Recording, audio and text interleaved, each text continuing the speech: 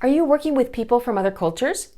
Maybe you're on a formal team, multicultural team. Maybe you're just trying to achieve something, work out a solution, or make something happen, and you need the collaboration, cooperation, or simple intervention of a person from another culture.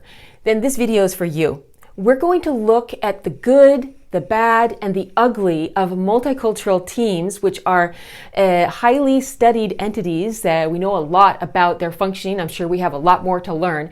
But we're going to look at the good, the bad, and the ugly of formal teams in order to understand some general principles and dynamics that we can use in any situation where we're working with people from other cultures. So stay with us.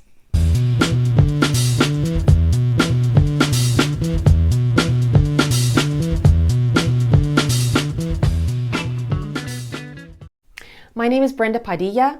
I'm a specialist in cultural diversity, and on this channel, we make videos with an aim for using diversity for good, squeezing out the benefits both professionally and personally. So let's get started.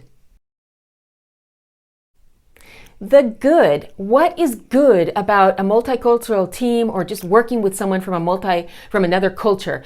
We're going to use this lovely elephant to help illustrate the incredible benefits that we have when we open ourselves up to the way of thinking, the way of seeing the world of someone from another culture. So I'm not sure if you've seen the cartoon that you can easily look up on internet by typing in elephant and blind man and an elephant, however you like. And basically you're going to see a cartoon of a group of blind men that are standing around an elephant, and each one is holding on to a different part of the elephant.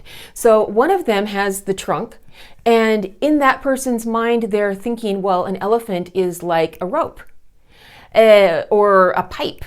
Another one has a leg, and maybe they're thinking in their mind, well, an elephant is actually like a tree trunk.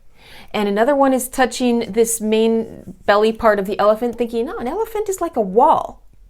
This offers us a really great chance to make an analogy to multicultural working. And that is, it's kind of like each one of us is one of these blind men around the elephant with a certain perspective on any problem or situation that we're facing. And we each have this radically different perception of what's going on, what it means, and what we should do about it.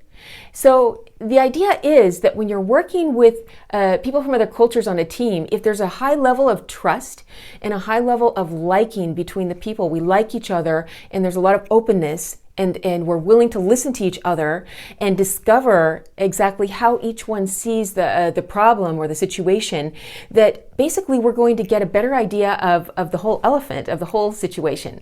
And this is what we call cultural diversity, which is a cognitive diversity. It's a very different worldviews and very different ideas about really pretty much anything, because each culture has its own system of beliefs and values and unwritten rules for solving the universal problems we all face around the world.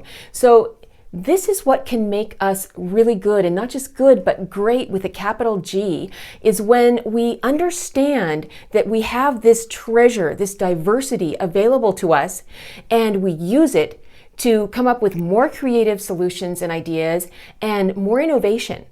And just as a side note, multicultural working, teams or informal working together with people from other cultures is particularly valuable when we need creativity and innovation. It's actually not so valuable when we're trying to perform routine tasks that don't require innovation and everyone having a radically different perspective. So this is the really exciting part about working with people from other cultures.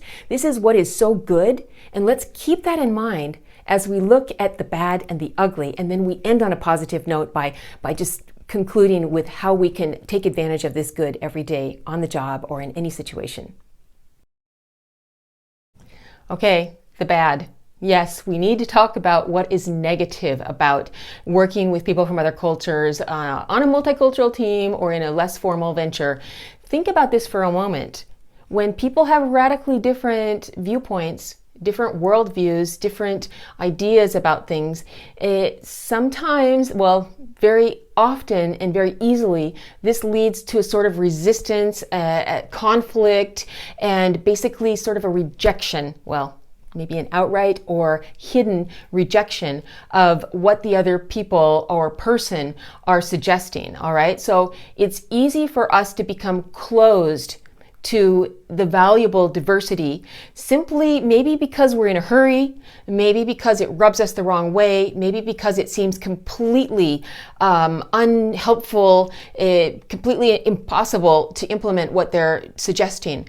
But when this happens, I put this in the bad category when it doesn't lead to outright conflict, but it simply leads to a closing off of sharing and sort of a, maybe we're polite on the surface, and it's what's called ritual politeness in multicultural teams. We're polite to each other, but we really are not sharing and using this valuable diversity that we could be using to make a better solution for everyone and really aim for kind of a win-win beyond what we could ever do just unilaterally. And yes, this leads us to the ugly. There is a really ugly side of multicultural teams. Studies of multicultural teams show that while many multicultural teams can be absolutely incredible and achieve really great things, the other part sort of goes to the other end of the spectrum and tends to be really bad. Not achieving what they could achieve, not even doing as well as homogenous teams, single culture teams, teams that have maybe more agreement. The problem is that in a good number of cases, we end up with open conflict, or not open conflict, but sort of this passive aggressive undercurrent of conflict going on, where we have people who are actually creating obstacles for each other. Maybe they're fighting, bickering, there's politics going on, and we're basically causing a lot of friction on the team. These teams tend to end in disaster. People tend to leave these teams as soon as they can. It's not just that we're not achieving what we could, but we're actually making it worse. All right. We need to have our eyes open to this possibility, because what happens is that too often we decide that it's all personal. And that's the part where we have to really evaluate what's cultural, what's personal, and how cultural affects our personality. And I will leave a link down below this video to another video I made on this question of, is it cultural, is it personal? So you could look at that if you want to. But this is very important. If you're on a multicultural team, or if you're working with people from other cultures, and you're finding that there is a lot of friction and a lot of bad feelings going on, and you sense that it's really, your relationship is on the rocks, you need to stop and think about what is going on in terms of the cultural dynamics, not just the personal dynamics, all right? So that's the ugly.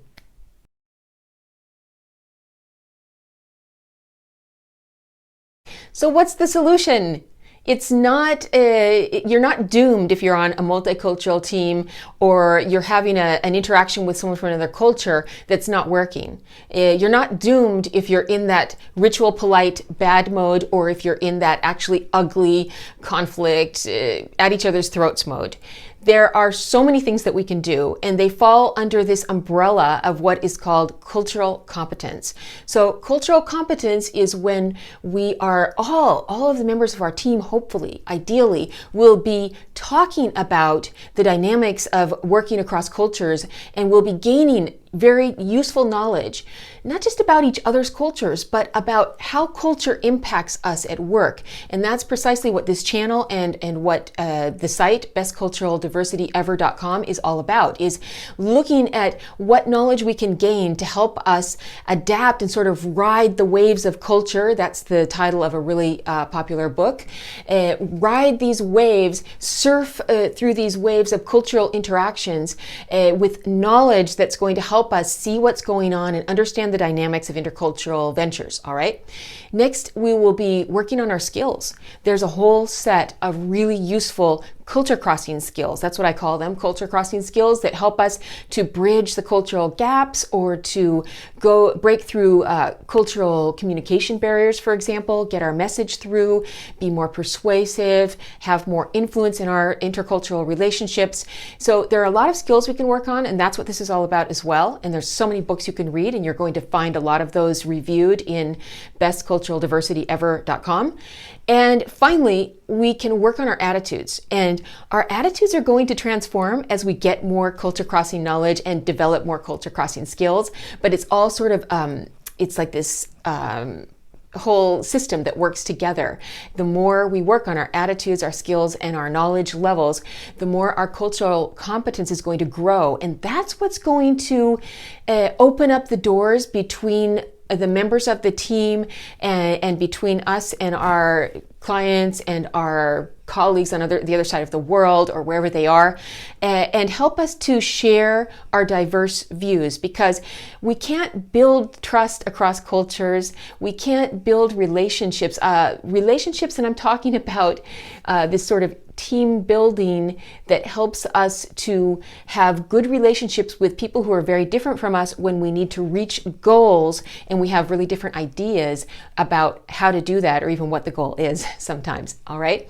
So the key is cultural competence. It's really exciting to work on your cultural competence because it opens up your horizons professionally and personally. It opens up our minds and it gives us so many more options to solve problems creatively in life, at all levels and in all areas of our life. So there we go.